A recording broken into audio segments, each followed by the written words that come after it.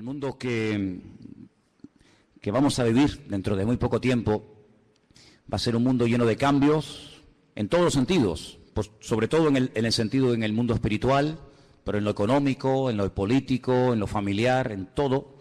Y por eso les anunciaba el jueves que yo quería hoy hablar de algo que se ha estado comentando en estos días y que cada vez vamos a oír hablar más, y es del famoso nuevo orden mundial, ¿Cuál es la actitud del creyente? ¿Cuál es la actitud de un hijo de Dios ante todo esto? ¿Cómo podremos reconocer este tema del famoso nuevo orden mundial y todas estas cosas, ¿no?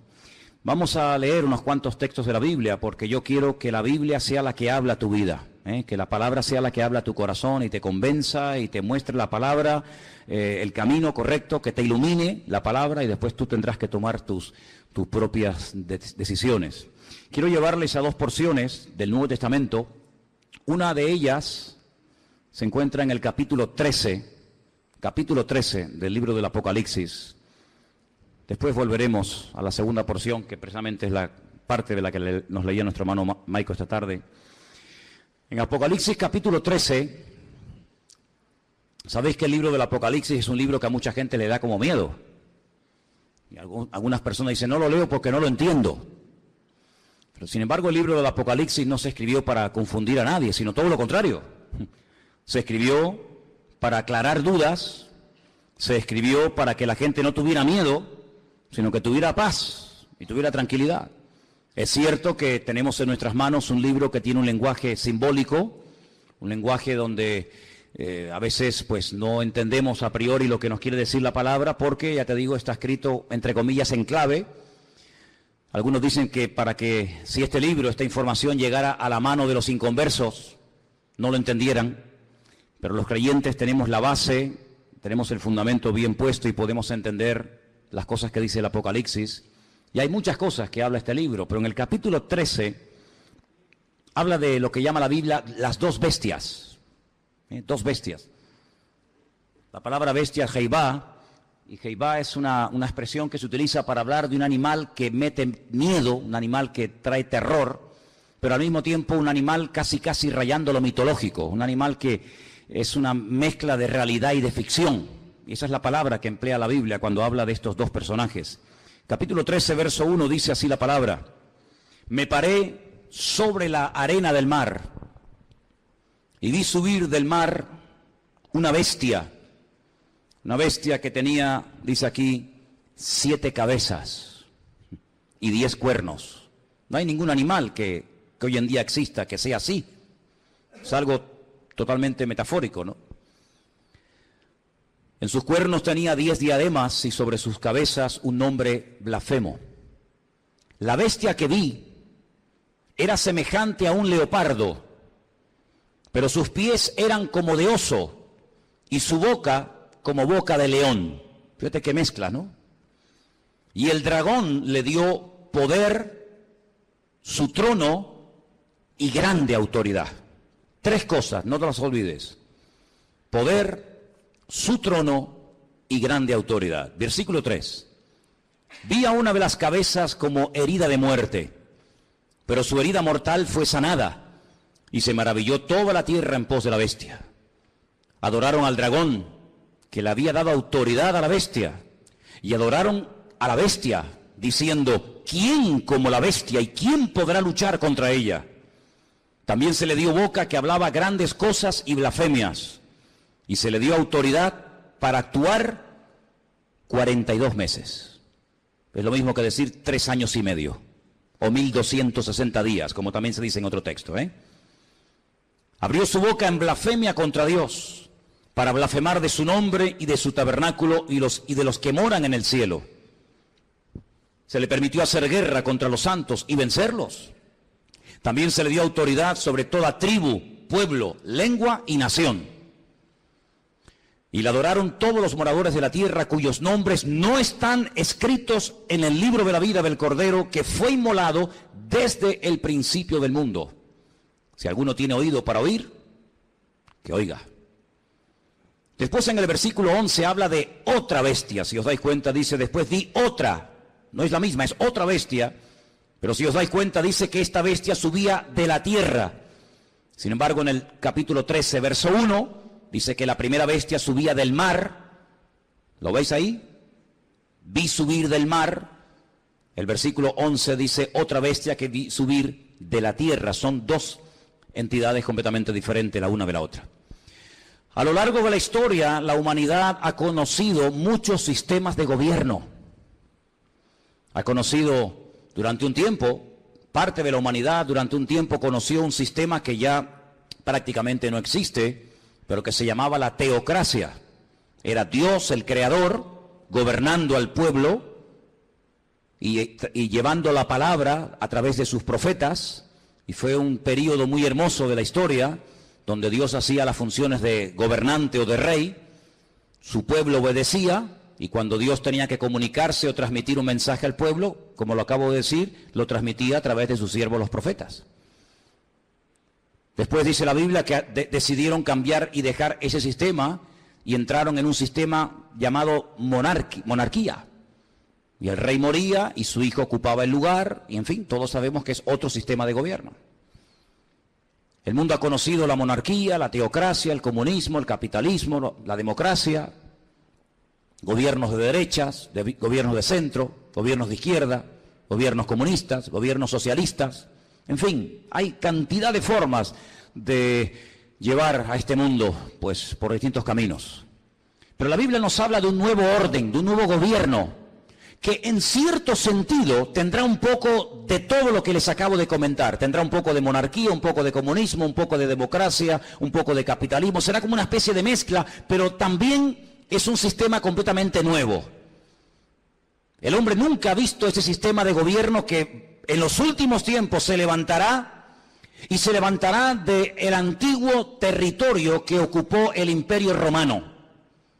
Yo no sé cómo estáis de geografía y de historia, pero el antiguo Imperio Romano conquistó prácticamente todo el continente europeo, de punta a punta, todo el Magreb, todo lo que son las naciones del norte de África y parte de Oriente Medio, incluido Siria, Egipto, Palestina y otros países más. De ese antiguo territorio romano, un territorio enorme, la Biblia nos enseña que en los últimos tiempos se formará un nuevo orden mundial, se levantará un gobernante que no sabemos su nombre, pero sí tenemos muchísima información acerca de este personaje, que no es un personaje de la mitología, ni es una especie de engendro entre algo espiritual y algo físico, sino que será un hombre de carne y de hueso, con padre, con madre, con genealogía, con lugar de nacimiento, con pasaporte, etcétera, etcétera. Digo esto porque a veces Hollywood y algunas películas muestran al famoso anticristo como una especie de relación entre Satanás y una mujer, y nace ahí una cosa que no sabe si es un demonio o es un niño. Olvídense de eso.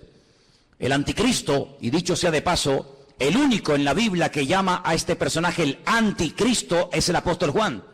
Esa palabra no aparece en ninguna parte de la Biblia, sino solamente cuando Juan habla de este personaje. Anticristo, alguien que se opone a Cristo, alguien que ocupa el lugar de Cristo, porque el anticristo no será un ateo. Satanás no es tonto. Satanás sabe perfectamente que lo espiritual siempre al hombre le tira, por un camino o por otro. Luego el anticristo no será un ateo, sino será una persona que caerá en lo más bajo que puede caer un ser humano, y es en la egolatría. Es pretender recibir adoración como si fuera un dios. Esto no es nada nuevo. Ya en Egipto, en Roma y en otros imperios se ha visto como el hombre ha querido ser adorado. Y al faraón se le llamaba el hijo del dios Ra, el hijo del sol. Y en Roma sabemos que miles de personas fueron matados y fueron asesinados y fueron quemados porque querían recibir adoración y querían incluso que se les presentara sacrificios y flores y reconocimiento. Así que el anticristo será una persona que al principio, digamos que, entre comillas, respetará todos los cultos, todas las creencias, todas las religiones, todo vale, no pasa nada, pero vamos a ver cómo después la Biblia nos dice que pega un cambio, y vamos a ver cómo a lo espiritual le va a dar una importancia tremenda, porque el anticristo, que en el Antiguo Testamento se le llama God, G-O-G. Cuando usted lee, por ejemplo, los libros del profeta Ezequiel, usted se va a dar cuenta de que al que llamamos nosotros el anticristo, en el Antiguo Testamento se le llama God. Fijaros qué cosa tan interesante. Satanás, que es un perfecto imitador de las cosas que Dios hace o que va a hacer, llama a este personaje en el Antiguo Testamento God, y es un nombre que la primera y la última letra de su nombre es la misma, es la G, la Gimel en hebreo. Y suma 3, 6, 3, un múltiplo de 666, da 66 en total. Imitando a la profecía que Dios le dio al rey David. David es otro el único nombre en la Biblia que aparece con la misma letra al principio y al final. David empieza por D, termina por D.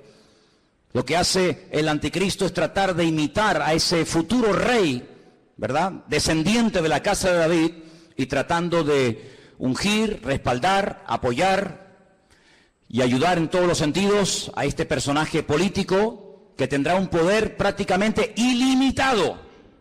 Hace unos días, varios gobernantes muy famosos de este planeta Tierra proponían el nombrar a una persona como el presidente del planeta Tierra, el presidente de la Tierra, en este nuevo orden mundial que se está fraguando. Una de las últimas ciudades con un lujo increíble que se ha construido en Kurdistán se llama Astana. Lo habéis visto en algunos grupos ciclistas que llevan Astana, ¿verdad? Y tienen un grupo muy famoso de ciclistas. Astana fue fundada por los Illuminati y por las logias masónicas.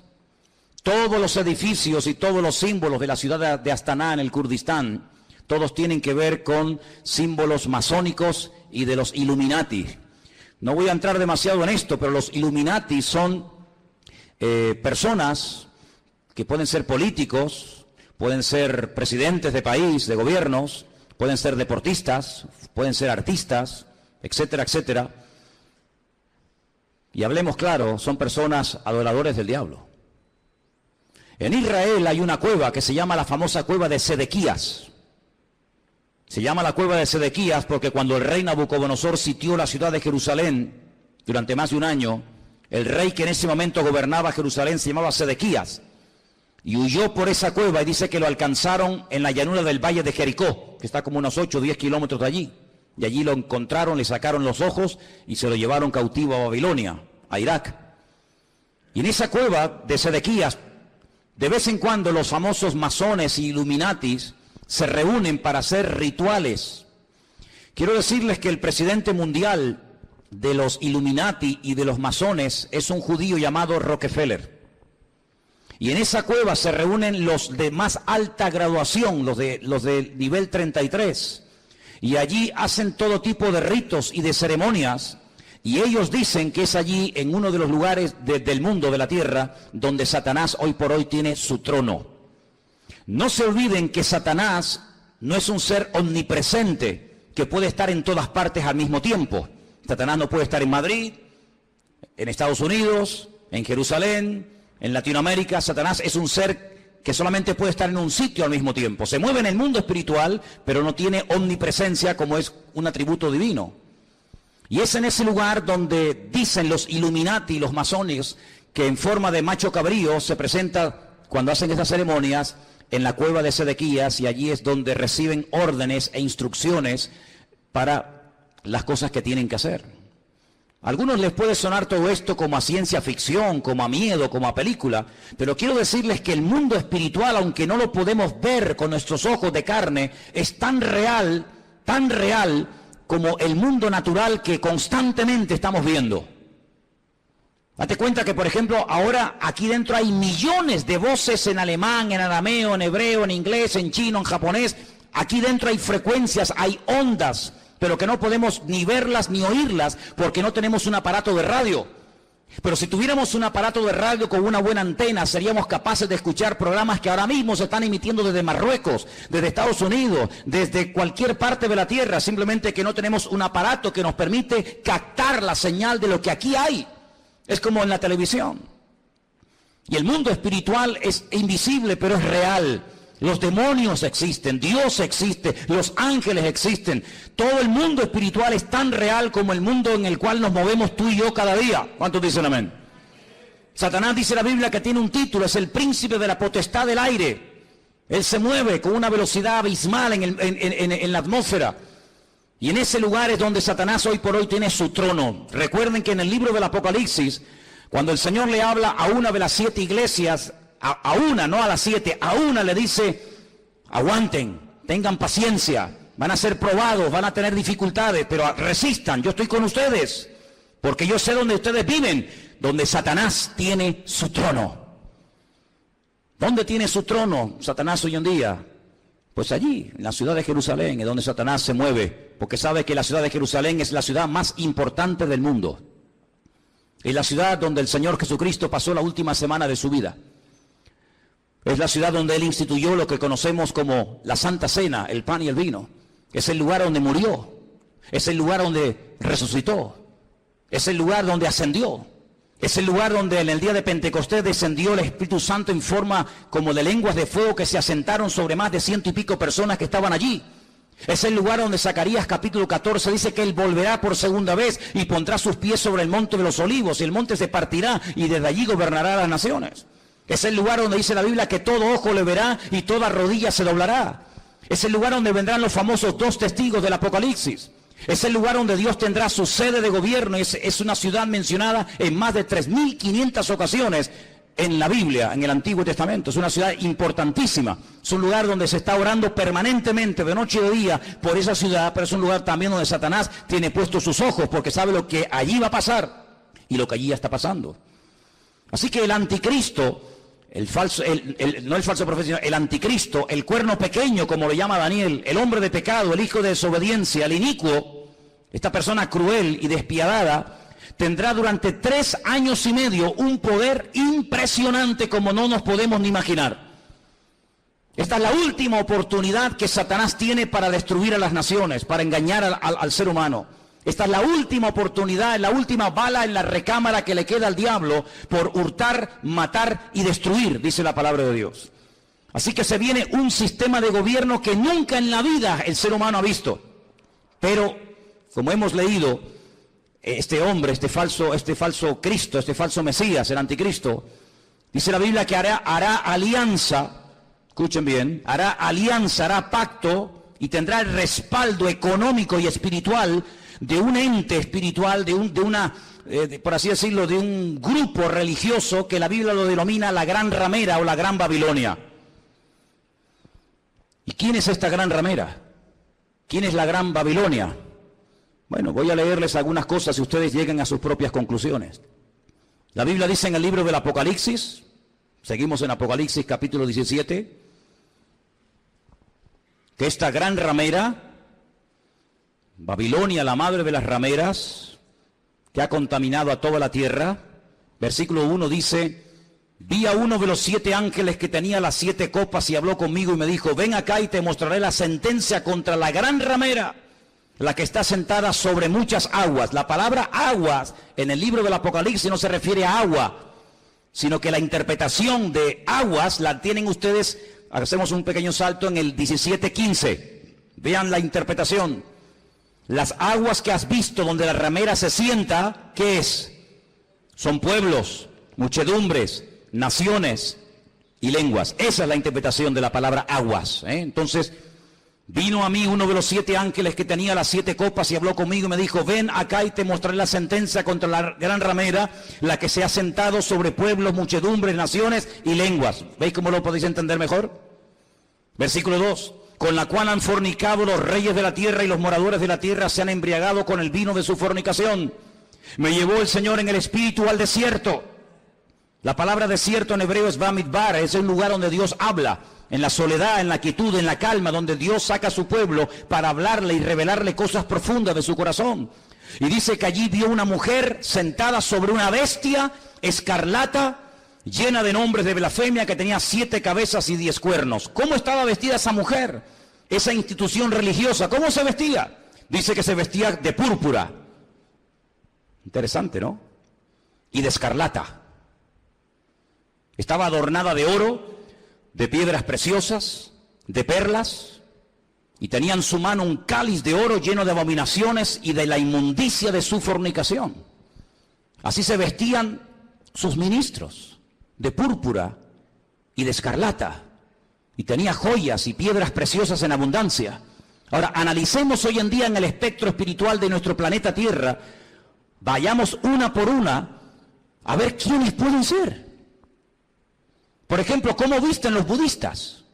Si viéramos en este momento a un budista, seguramente lo veríamos con la cabeza rapada. Veo muchos budistas en esta tarde aquí.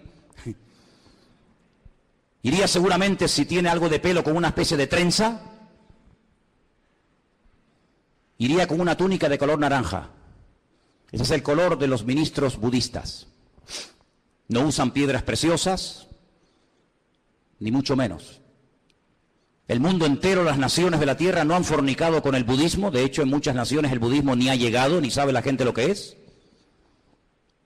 Para muchos, Buda simplemente es una estatua de un señor con una panza muy gorda y nada más que eso. ¿Cómo visten, por ejemplo, los musulmanes? No visten de púrpura ni de escarlata. No han gobernado sobre todas las naciones de la tierra, sobre muchas sí, pero no sobre todas las naciones de la tierra. No tienen su sede, como después vamos a ver, en una ciudad más adelante. ¿Cómo visten los testigos de Jehová, los mormones? ¿Qué institución? Y no hace falta que lo digan.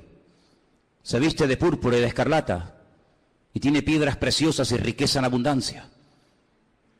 ¿Cuál es el hombre que tiene más poder de convocatoria que simplemente con hacer así te junta 1 millón de personas en décimas de segundo?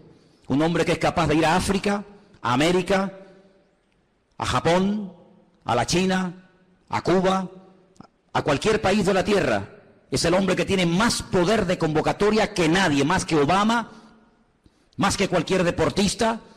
Hay un hombre que simplemente con hacer así junta como nada, 1 millón de personas, y los reyes de la tierra le tienen que besar la mano. Incluso el rey de España ha ido y se le ha inclinado. ¿Qué te parece, amigo?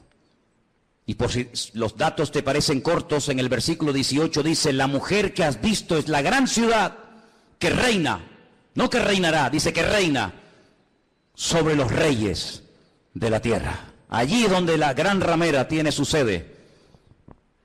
¿Y cuál era la ciudad que en el momento de escribir el libro del Apocalipsis reinaba sobre toda la tierra? Si seguimos leyendo un poco más adelante, capítulo 17, versículo 8 dice: la bestia que has visto era y no es, y está para subir del abismo e ir a perdición, y los moradores de la tierra, aquellos nombres que no están escritos, no están escritos de la fundación del mundo en el libro de la vida, se asombraron viendo a la bestia que era y que no es. Es increíble, amados hermanos, ver cómo el anticristo se hará de la fuerza política, económica y espiritual de esta institución religiosa que la Biblia nos enseña que harán uña y carne en los últimos tiempos. Ahora bien, este anticristo no podrá hacer lo que le da la gana, sino que tiene un periodo muy corto de tiempo para llevar a cabo, digamos, su plan maléfico, que número 1 consiste en destruir al Estado de Israel. Hay una obsesión, siempre había una obsesión contra el judío.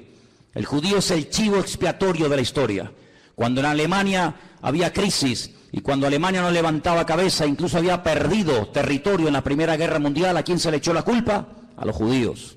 ¿Quiénes pagaron los platos rotos en la Segunda Guerra Mundial? Fundamentalmente los judíos y otras personas también, pero mayoritariamente los judíos. Cada vez que hay un problema, cada vez que hay un conflicto, la culpa la tiene el judío. Hay centenares y centenares de libros que nos hablan acerca de que si no existiera ese pequeño país que tiene tan solo 300 kilómetros de largo, 22.000 kilómetros cuadrados, un país que prácticamente es que ni se ve en el mapa, un 0,7% de la población mundial, todos los problemas del mundo se solucionarían. Pero permítame decirles que durante la Primera Guerra Mundial Israel no existía y hubo una guerra mundial. Y durante la Segunda Guerra Mundial Israel no existía y se mataron 60 millones de personas en territorio europeo y esa gente no existía, no estaban allí como pueblo. Pero siempre se ha tratado de buscar una especie de chivo expiatorio al cual echarle la culpa de todos los problemas. Y hay muchos libros que dicen que si Israel no existiera, si ese país no existiera, si se arrasara completamente a esta gente, el mundo sería un mundo de paz, un mundo más equilibrado, un mundo donde no habría tantas guerras y rumores de guerras. Así que el primer objetivo de este personaje es ganarse la confianza del Estado de Israel. ¿Y cómo se ganará, según la Biblia, la confianza de los judíos para que durante un tiempo corto, pero al fin y al cabo un tiempo, lo apoyen? Pues muy fácilmente, permitiéndoles cumplir el sueño que todo judío tiene durante 2000 años. No lo han perdido jamás. Han estado de aquí para allá, los han matado, los han quemado, los han crucificado, les han hecho de todo, pero siempre han tenido una obsesión en la mente, y es poder volver a Jerusalén y poder volver a ver reconstruido el templo de Jerusalén. El templo de Jerusalén fue destruido en el año 70 por las tropas romanas, capitaneadas por Tito, el hijo de Vespasiano, y desde el año 70 de la era cristiana hasta hoy, allí no hay templo. Los romanos araron aquel lugar, le cambiaron el nombre a Jerusalén y le pusieron Aelia Capitolina, le cambiaron el nombre de Israel por Palestina, para que nunca más nadie se acordara que una vez hubo una ciudad en la historia de la humanidad llamada Jerusalén y un país llamado Israel. Pero todos sabemos que ese país ahí sí sigue existiendo. 7 guerras, ningún país moderno ha tenido que soportar 7 guerras, donde incluso ha tenido que pelear a veces hasta con 14 naciones a la vez. 14 naciones se han unido por tierra, por mar y por aire para destruir a esta gente, y en las 7 ocasiones no han podido hacerlo.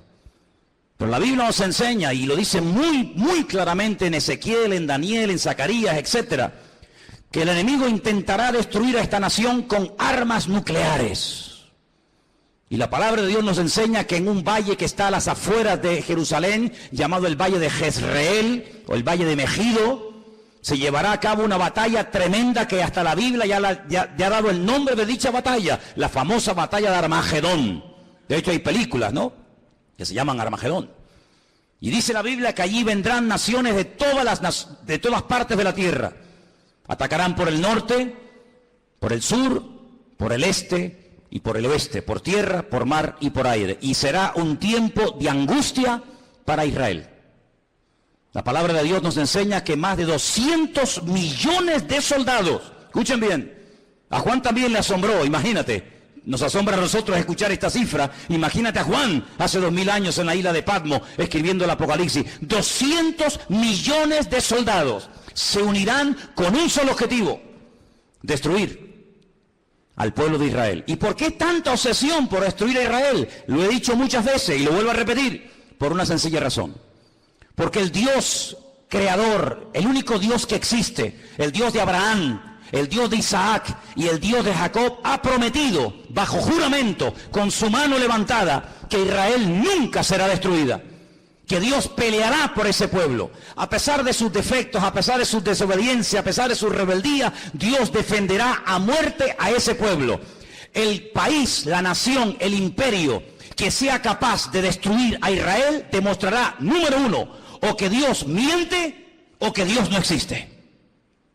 Si Dios ha prometido defender a Israel a muerte y que nunca ninguna nación, ningún pueblo, ningún país, ninguna arma forjada se podrá nunca levantar contra esta gente y ser destruida, si alguien logra destruir a Israel, si alguien logra botarlos al mar como intentó Jordania hace años atrás, pues simplemente demostrará que lo que Dios prometió era mentira, o que tal vez Dios ni siquiera existe, el Dios de ellos. Por lo tanto, el enemigo está tratando de demostrar por todos los medios habidos y por haber que Dios miente. Ya lo hizo en el principio de los tiempos, en el libro del Génesis. Cuando se acerca a la primera mujer, le dice: ¿por qué no comes? ¿Por qué no desobedeces a Dios? Y la mujer dijo: porque Dios nos dijo que si pecamos y si desobedecemos la ley de Dios, vamos a morir. Y Satanás le dice: Dios te ha mentido, no es verdad, tú no vas a morir. Lo que pasa es que Dios sabe que si comes de este árbol, si desobedeces a Dios, le harás la competencia, le harás sombra y serás otro Dios. Y eso Dios no quiere que ocurra. Y la Biblia nos enseña que aquella persona le creyó a diablo, le creyó a Satanás y le creyó a la mentira. Y así como la verdad te hace libre, la mentira te esclaviza y te destruye. Por eso a lo largo de la historia, desde Caín hasta nuestros días, Satanás ha intentado destruir al pueblo de Israel, al Dios de Israel. ¿Por qué? porque Él quiere ser adorado y reconocido. Y el anticristo, este hombre, este líder político, exigirá que se le adore. Dice la Biblia que cuando el templo de Jerusalén sea reconstruido, y quiero decirles que he estado muchas veces en Israel, muchísimas veces, y cada vez que he ido he tenido la oportunidad y la bendición de poder ir al Museo del Templo, donde puedes ver absolutamente todo, salvo el arca del pacto. Ya está todo preparado, todo dispuesto, todo listo para que se reconstruya por tercera vez el famoso templo de Jerusalén, en el único lugar del mundo donde los judíos pueden construir un templo. Los judíos no son como los evangélicos que pueden construir iglesias en cualquier parte, o como los católicos que construyen catedrales en cualquier ciudad del mundo. El judío tiene la orden, la prohibición de no edificar ningún templo en ninguna parte de la tierra, salvo en el monte Moriah, donde miles de años atrás el patriarca Abraham subió a lo alto de esa montaña a sacrificar a su hijo. Y es en ese lugar donde Dios únicamente permite que se construya un templo, donde Él, dice la Biblia, que pondrá su gloria y su presencia para que todas las naciones de la tierra conozcan que Dios es uno, dice la palabra de Dios. ¿Por qué no lo hacen? Tienen poder para hacerlo. En 1967, en junio del 67, el 7 de junio del 67, la Biblia nos enseña, o la historia, perdón, nos enseña que las tropas de Israel entraron y conquistaron toda la ciudad de Jerusalén. No podían entrar en Jerusalén. Pero en el 67 tomaron toda la ciudad. Subieron a lo alto del monte, pero le dejaron hasta el día de hoy a Jordania que administre las explanadas del templo, donde está la famosa mezquita de Omar y la famosa mezquita de Al-Aqsa. Pero es allí donde algún día, dice la palabra de Dios, que el templo será reconstruido. Y a los 3 años de ser edificado ese templo, nos dice en Tesalonicenses, justo a los 3 años, este personaje entra al lugar santísimo, lo profana, y entonces exige que todo el mundo le adore y le reconozca como el único Dios. Quiero leerles en 2 de Tesalonicenses capítulo 2, versículo 1, escuchen bien la lectura. Dice el apóstol Pablo: con respecto a la venida de nuestro Señor Jesucristo, de eso está hablando, y nuestra reunión con Él, os rogamos, hermanos, que no os dejéis mover fácilmente de vuestro modo de pensar, ni os conturbéis, ni por espíritu, ni por palabra, ni por carta, como si fuera nuestra, en el sentido de que el día del Señor está cerca. Nadie os engañe en ninguna manera, porque no vendrá sin que antes venga la apostasía, el desmadre, el descontrol total y absoluto. En ese ambiente de desmadre, de descontrol, de guerras y rumores de guerra, de crisis y más crisis, en ese ambiente se levantará el anticristo. Porque viene ofreciendo paz, viene ofreciendo seguridad y viene ofreciendo estabilidad a un mundo que entrará en caos y entrará en picado y no habrá forma de solucionar el problema. Vendrá la apostasía. Dice la Biblia que en los últimos tiempos muchos que se llaman creyentes o cristianos o seguidores de Dios o de Cristo apostatarán de la fe, llegarán a escuchar hasta espíritus engañadores, espíritus malignos, llegarán a creer en cuanta cosa rara y extraña aparezca por el escenario, y se producirá un enfriamiento a nivel mundial por parte de muchos que se llaman creyentes. Dice, y el amor de muchos, a consecuencia de que se ha multiplicado la maldad, se enfriará. Y si aquellos días no fueren acortados, nadie se podría salvar. Dice, más por causa de los escogidos, y por ahí están los listos de turno, que siempre dicen, no, pero los escogidos son los judíos, no somos nosotros. Eso es mentira. Están engañados. Si están enseñados, están engañados. La palabra escogido es ecleto. La palabra ecleto aparece en Primera de Pedro, cuando Pedro le escribe a gentiles, no a judíos, a gentiles, y les dice, vosotros, que antes no erais pueblo, si eran judíos, eran pueblo. No, pero es que vosotros no erais pueblo, porque el único pueblo que Dios tuvo en el pasado fue Israel. Vosotros que no erais pueblo, ahora sois pueblo de Dios. Real sacerdocio, amén. Nación santa, pueblo escogido por Dios, para que anunciéis las virtudes de aquel que os llamó de las tinieblas a su luz admirable. Sí, la palabra que toma Pedro, que es ecleto, es exactamente la misma que aparece en Lucas 21 y en Mateo 24, cuando habla de escogidos. Dios tiene solo un pueblo, Dios no tiene dos pueblos, Dios tiene un solo pueblo. Y en ese pueblo forman parte todos aquellos hombres y mujeres que han aceptado a Cristo como su Señor y Salvador personal. Punto. ¿Cuántos dicen amén? Y dice que si no fueren acortados aquellos días, pero por causa de los escogidos tiene que acortarlo, nadie se podría salvar. Entonces dice que cuando venga la apostasía, muchos, no todos, muchos se apartarán. Y estamos viendo gente que antaño predicaba el Evangelio, ya ni lo predican, ni sirven al Señor, ni se congregan. Y no se asusten ni se sorprendan. Pedro dice, hermano, no os sorprendáis, como si alguna cosa extraña estuviera ocurriendo. Ya os hemos predicado, ya os hemos profetizado, ya les hemos escrito.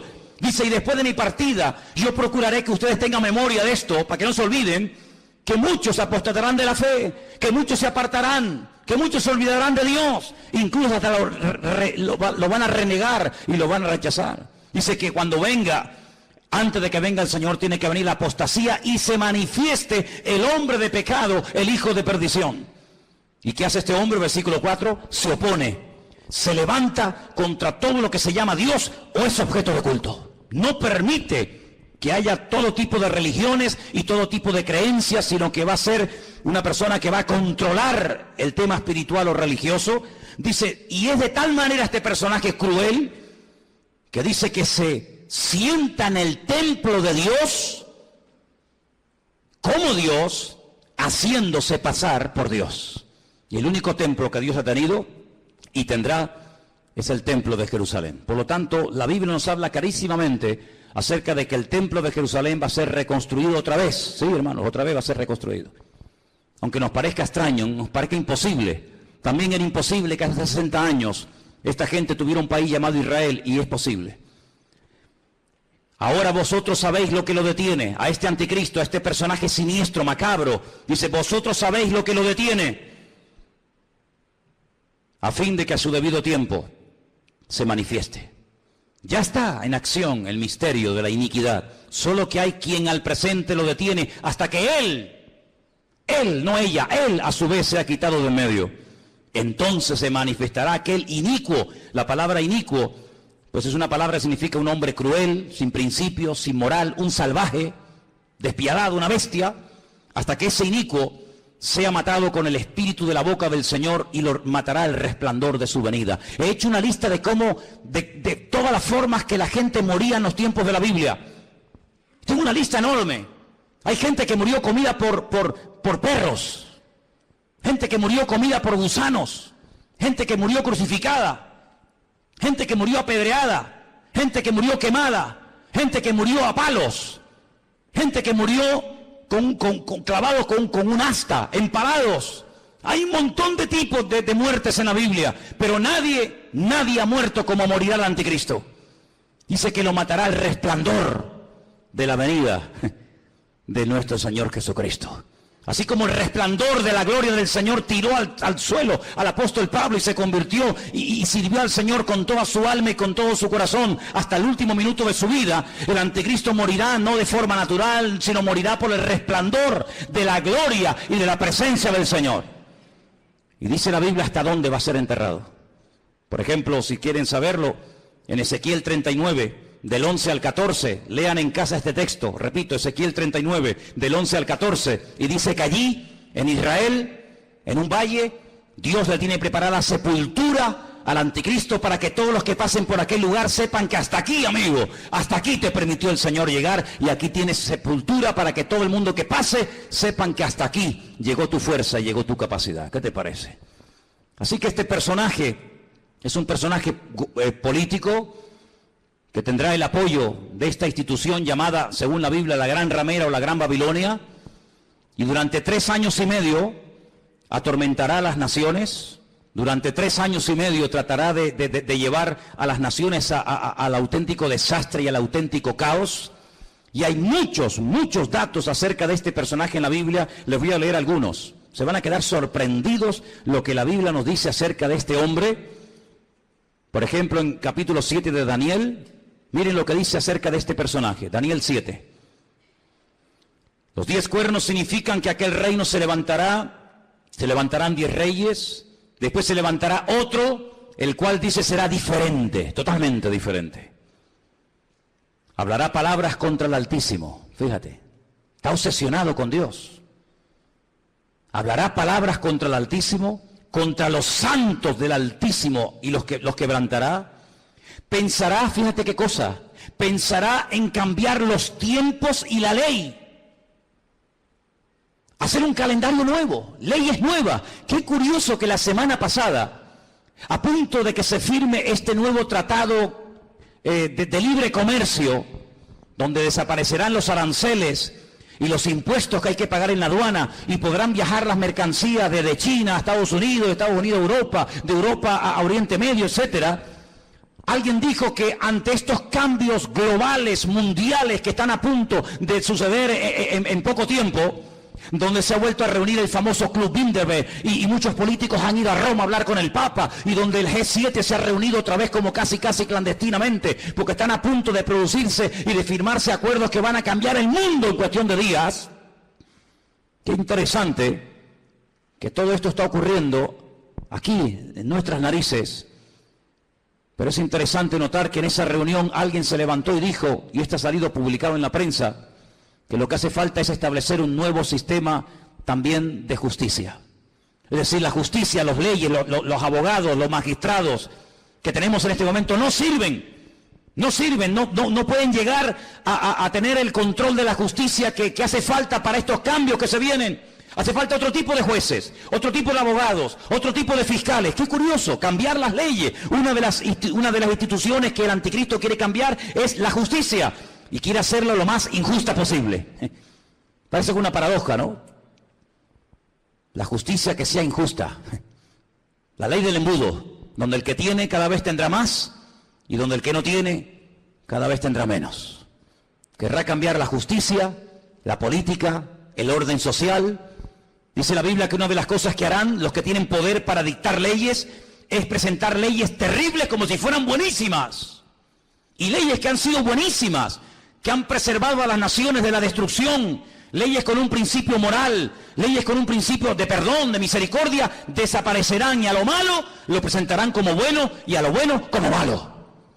El jefe de todos los masones de Europa, Jacques Chirac, expresidente de la República de Francia, padre de la Constitución Europea, incluso ha llegado a proponer que en un ambiente de libertad, de igualdad, el ser humano puede llegar a casarse con un animal y hacer una ceremonia oficial donde si te enamoras de tu vaca o de tu perro te puedes casar con él, o si tu perro se enamora de ti no sé si le dirás sí o no. Y eso es lo que él ha llegado a proponer, que todos los seres humanos sean equiparados al nivel de las bestias, y donde un animal puede casarse con un hombre con un animal.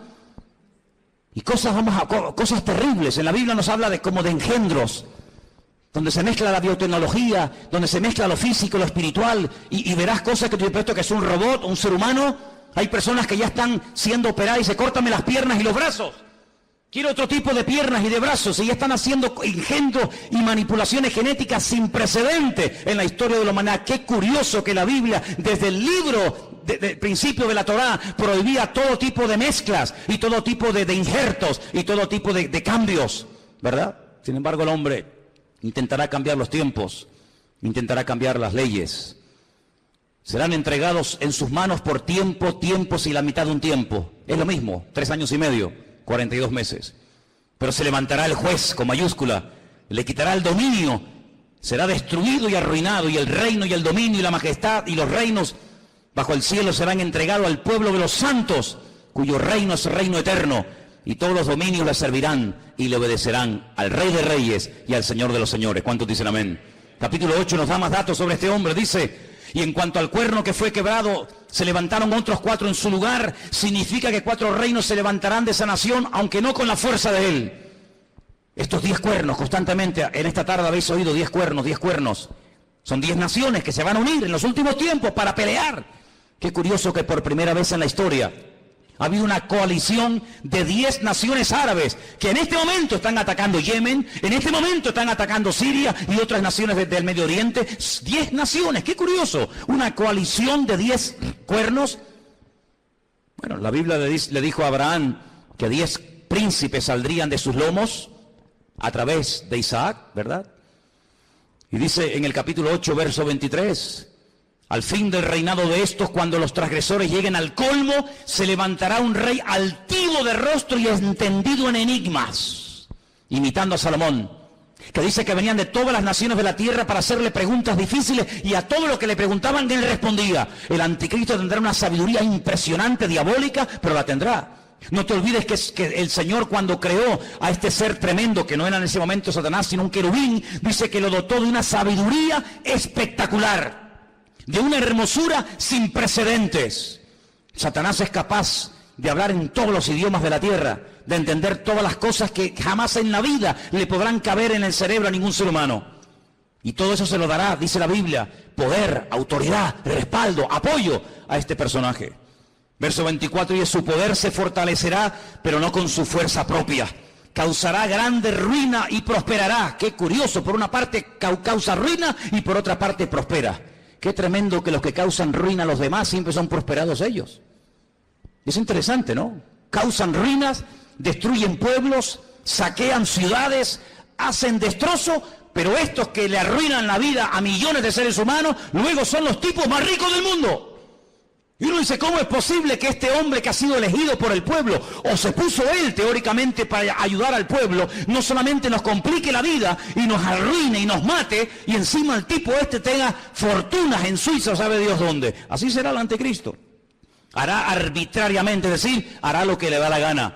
Destruirá a los fuertes y atacará al pueblo de los santos. Israel va a ser atacado, Israel lo sabe. En este momento solamente Irán, escuchen bien esto, solamente Irán. El otro día hubo una reunión a más alto nivel. La República iraní le dijo a Israel, si me atacas, Israel quiere atacar las centrales nucleares, porque Irán acaba de firmar un acuerdo donde permite que los observadores internacionales entren en instalaciones civiles, pero no en las militares. Insiste continuamente de que todo el arsenal que Rusia le está proporcionando de uranio es simplemente para hacerle la vida a los iraníes más fáciles. Pero todo el mundo sabe, porque lo han dicho, no es nada que se oculte, porque lo han dicho, que el objetivo de ellos es literalmente hacer un festival nuclear en la ciudad de Jerusalén. Arrasar a Israel y borrarlos de la faz de la tierra. Israel se está pensando muy seriamente hace mucho tiempo atacar las bases militares nucleares. Irán le dijo, si me atacas, tengo en este momento 80.000 misiles apuntando hacia la ciudad de Jerusalén. ¿Qué te parece, amigo? Solamente Irán, sin contar otras naciones que le rodean. 120 millones de enemigos contra 7 millones. Es una desproporción muy grande, ¿verdad? 120 millones contra 7 millones. Con su sagacidad hará prosperar el engaño. Todo lo que estamos viendo de corrupción, de engaño, de ladrones y sinvergüenzas que han saqueado y robado lo que les ha dado la gana, que entran por una puerta y salen por la otra, todo esto es simplemente un pequeño botón de muestra, como preparándonos psicológica y mentalmente para lo que viene. Dice que este hombre, con sagacidad, con trampas, con triquiñuelas, con mentiras, hará prosperar el engaño, se engrandecerá en su corazón y sin previo aviso atacará y destruirá a muchos. Estoy leyendo la Biblia, no estoy leyendo nada raro, estoy leyendo la Biblia. Se levantará contra el príncipe de los príncipes, pero será quebrantado, aunque no por mano humana. Fijaros cómo el enemigo ha ido adaptando la estrategia según los tiempos. Caín, el primer asesino, se levanta y mata a su hermano Abel, pero no mató ni a su padre, ni a su madre, ni al otro hermano. Dejó a más gente viva que los que realmente mató, ¿sí o no? Qué curioso, Caín mató a uno, pero dejó vivo a más gente. Cuando pasa el tiempo, dice la Biblia que otra persona que también tiene el mismo espíritu de Caín, pero elevado a la máxima potencia, va más allá y dice, en vez de matar a uno, matemos a todos, pero solamente a los varones. Y deja a todas las mujeres vivas. Sabemos también que Moisés se salvó y etcétera. Pero fíjate, Caín mató a uno, pero dejó vivos a otros. Pero Faraón quería matar a todos los varones y la muerte iba en aumento. Pero cuando no lo consiguió, el mismo espíritu de Caín que habitó en Faraón salpicó y se apoderó de aquel rey perverso de Amán, allí en los tiempos de la reina Esther, y dijo, no, no solamente a los hombres, sino a los hombres, a las mujeres, a los niños, y arrasemos con todo. Es decir, que no ha ido a menos, sino que la maldad siempre ha ido a más, siempre ha ido a más. Por lo tanto, todo lo que hemos visto a lo largo de la historia son simplemente pequeñas pinceladas de lo que le espera a esta tierra. Si saltamos al capítulo 11 de Daniel, sigue dando datos muy interesantes. Dice aquí, hará este rey según su voluntad. Se ensoberbecerá, se engrandecerá sobre todo Dios, y contra el Dios de los dioses hablará. Y dice aquí, y prosperará. Es increíble, ¿eh? Y prosperará. Por eso dice la Biblia, no tengas envidia del hombre malo que prospera en su camino. Porque a veces los malos también son prosperados, pero no por Dios.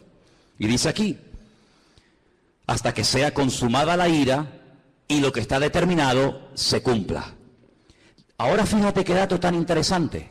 Yo sé, y algunos seguramente me lo harán notar, que en el texto original no existen palabras con mayúscula y palabras con minúscula. No existe ni en griego ni en hebreo palabras con mayúscula y con minúscula, que en nuestro idioma es muy importante, porque no es lo mismo la palabra Dios con minúscula que la palabra Dios con mayúscula. No es lo mismo la palabra Señor con minúscula que la palabra Señor para referirnos a Dios en mayúscula. En la Biblia hay un término específico para cada palabra, por lo tanto no hace falta recurrir a esto de mayúsculas y minúsculas. Pero en nuestra Biblia dice en mayúscula, del Dios de sus padres. Luego sus padres eran creyentes. Los padres del anticristo eran creyentes del verdadero Dios. Porque dice, del Dios, repito, con mayúscula de sus padres, no hará caso. Fue criado en una educación, digamos, religiosa, correcta, con el Dios verdadero. Lo mamó en la casa con sus padres, pero dice, no hará caso de ese Dios, de esa enseñanza. Y dice algo interesante que puede tener varias interpretaciones. Ni del amor de las mujeres hará caso. ¿Quiere decir que será un homosexual?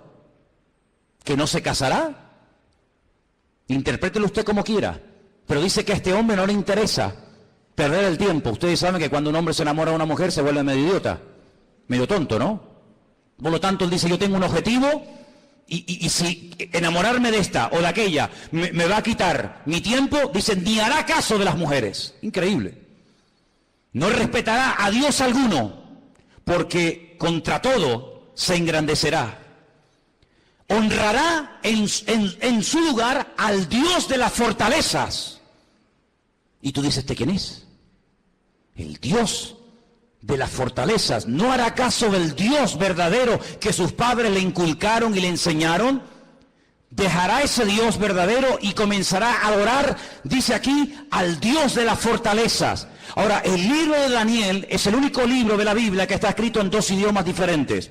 Todos los libros del Antiguo Testamento están escritos en hebreo y los del Nuevo Testamento en griego, pero Daniel no. Daniel, parte del libro está escrito en arameo y parte está escrito en hebreo. Se lee igual, pero significa lo mismo. Cuando usted lee del Dios de las fortalezas lo honrará, dice textualmente, Alá Maozín. Y menciona la palabra Alá. ¿Saben que las siguientes Biblias que se van a vender reciente, dentro de muy poco tiempo, que ya están en circulación en las iglesias evangélicas, dirá, por ejemplo, en el principio creó Alá los cielos y la tierra? ¿Sabían que la palabra Elohim o Dios desaparecerá de muchas Biblias en los próximos años y aparecerá la palabra Alá? ¿Sabían eso? Pues vete espabilando. De Alá, del Dios de la guerra, como dice el texto, a ese Dios adorará. Dice, Dios que sus padres no conocieron. No tiene nada que ver la adoración a ese Dios con el Dios que sus padres le enseñaron. Y dice, lo honrará con oro y con plata, con piedras preciosas y con cosas de alto precio. Hermanos, esto se escribió hace más de 3000 años, ¿eh? Es impresionante cómo hace más de 3000 años el profeta Daniel sabía detalles de la vida de este hombre que en aquel momento lógicamente no existía y que está a punto de aparecer. Y dice, con un Dios ajeno se hará de las fortalezas más inexpugnables. y colmará de honores a los que le reconozcan, y con precio repartirá la tierra. Pero al cabo del tiempo, el rey del sur contenderá con él y se levantará contra él como una tempestad. También le irá mal al anticristo, no te quepa la menor duda, también le irá mal. Pero durante un tiempo, aparentemente, las cosas le van a funcionar. Ante este panorama de este nuevo orden mundial, ante este panorama donde ya el famoso chic que habéis oído y que sabéis que está por ahí por el mundo dando vueltas, donde el dinero en muchas naciones ya ha desaparecido, no es que va a desaparecer, ya ha desaparecido. En Suecia usted va con dinero y no lo puede usar, ya no se usa dinero para pagar nada en Suecia, todo es con otro sistema. Pues dice la palabra de Dios que en los últimos tiempos se va a implantar a nivel mundial un nuevo sistema comercial, donde ya no hará falta llevar dinero, lo puede perder, se puede olvidar de él, se deteriora, se gasta, se pierde, te lo pueden robar. Sino dice la Biblia que se va a implementar un sistema que en sí es un sistema buenísimo, pero hay que ver lo que viene detrás. Y es un sistema donde dice la Biblia que nadie podrá llegar ni a comprar nada, ni a vender absolutamente nada, ni un litro de leche, hermano, ni una barra de pan en la panadería, ni nada de gasolina para el coche. Nadie podrá bajo ningún concepto comprar ni vender, a menos que lleve implantado en su cuerpo un microchip, como el que llevan los perros, hace muchos años, donde simplemente con un aparatito, cualquier veterinario del mundo sabe cómo se llama ese perro, dónde vive, si está vacunado, si no está vacunado, cómo se llama el dueño, dónde vive y qué hace y qué no hace. Es un pequeño microchip alimentado con una pequeña pila de litio implantado en la piel, de tal manera que usted en cualquier momento puede llegar a una ferretería, a una carpintería, a una farmacia, a donde quiera, simplemente usted pasando su mano, automáticamente le descuentan de su cuenta bancaria lo que supuestamente usted puede tener. Así no tiene problema de que nadie le robe, de que nadie le quite nada. Y usted dirá, pero eso es una locura. No es ninguna locura. Muchísimos soldados del ejército norteamericano, muchísimos multimillonarios ya le están poniendo a sus hijos este especie de microchip. ¿Por qué? Porque tiene muchas ventajas, aparentemente. Y es que usted está localizado 24 horas del día, aunque esté metido en un submarino bajo tierra o bajo el mar. Usted está localizado permanentemente, porque los satélites captan esa señal, captan esa radiofrecuencia en cualquier lugar donde usted se encuentre. ¿Cómo podía saber Juan, un pescador de Galilea, hace 2000 años atrás, en un pequeño país llamado Israel, que algún día en el mundo, en el planeta Tierra, habría un sistema tan sofisticado, donde la gente ya no usaría dinero para comprar, ni para vender, ni para viajar, sino que simplemente llevando ahí una especie de chicle en la mano, pasándolo por una especie de escáner o de máquina, la gente podía llevar una vida normal? ¿Cómo podía ese hombre saber eso hace 2000 años? No lo sabía. Dios se lo dijo. Y Dios se lo reveló. Porque aquí el que controla el pasado, el presente y el futuro es nuestro Dios. Y el Apocalipsis está escrito en pasado. Porque esa es una de las características del tema profético en la Biblia. Que el futuro se cuenta en pasado. Y por eso dice la Escritura que para conocer el futuro hay que conocer el pasado. Porque el que no conoce lo que Dios ha hecho, no sabrá nunca lo que Dios hará en el futuro. ¿Qué podemos hacer los que nos llamamos cristianos o queremos ir en serio con el Señor ante este panorama? Bueno, es interesante notar que una de las profecías que se tenía que cumplir en los últimos tiempos es que el río Éufrates, saben que Irak está bañada por dos grandes ríos, el Éufrates y el Tigris. Es una de las zonas donde estaba el famoso Jardín del Edén. Llegaría un momento que se tendría que secar para que tropas del norte, dirigidas por Rusia, vinieran en dirección a la tierra gloriosa, entrando por los famosos altos del Golán, en el norte de Israel. Bueno, pues Siria construyó hace ya muchos años una presa que deja totalmente seco el río Éufrates, así, en cuestión de minutos. Eso está profetizado también en el libro del Apocalipsis. La palabra del Señor nos enseña que los tiempos se acortan, y dice Mateo capítulo 24 lo que tenemos que hacer en estos tiempos los creyentes, y te lo leo. Mateo 24, del 37 en adelante, presta atención a lo que dice la palabra. Dice así: como en los días de Noé, así será la venida del Hijo del Hombre. como en los días de Noé. ¿Cómo eran los días de Noé? ¿Cómo era su generación, sus vecinos, sus amigos? ¿Cómo vivía la gente en aquellos tiempos? Dice la Biblia que había violencia y agresividad por todas partes. No piensen ustedes que se vive tan tranquilo en todas partes de la tierra como de momento vivimos aquí. Muchos de los que están aquí pueden dar testimonio de que naciones cercanas